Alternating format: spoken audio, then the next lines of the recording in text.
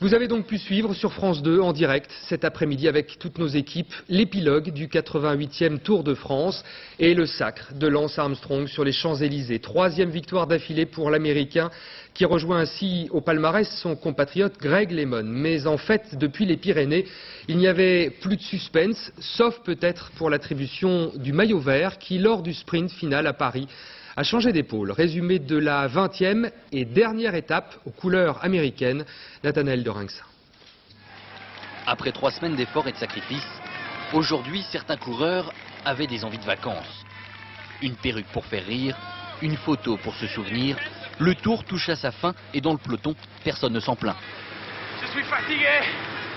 Fatigué, mais il en faudrait plus pour l'empêcher de trinquer avec son directeur sportif. Armstrong arrive à Paris pour la 3e année consécutive en jaune. Sur les Champs-Élysées, ses supporters, toujours aussi nombreux, l'attendent avec impatience. Ici, Armstrong n'a que des amis. Go man! Woo! Awesome! Incredible! Great for cycling. Des compliments comme s'il en pleuvait.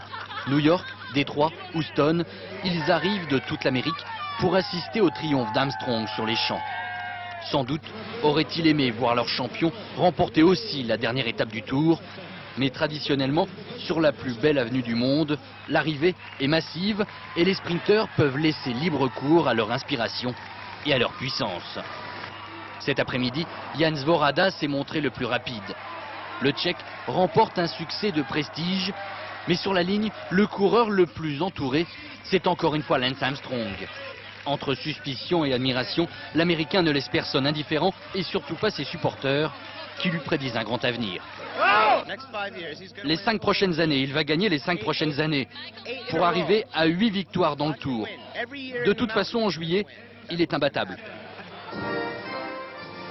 Une chose est sûre, cette année, l'Américain était bien le plus fort. 4 victoires d'étape et plus de 6 minutes d'avance sur Jan Ullrich, son dauphin au général. Madame Armstrong peut être fière de son mari.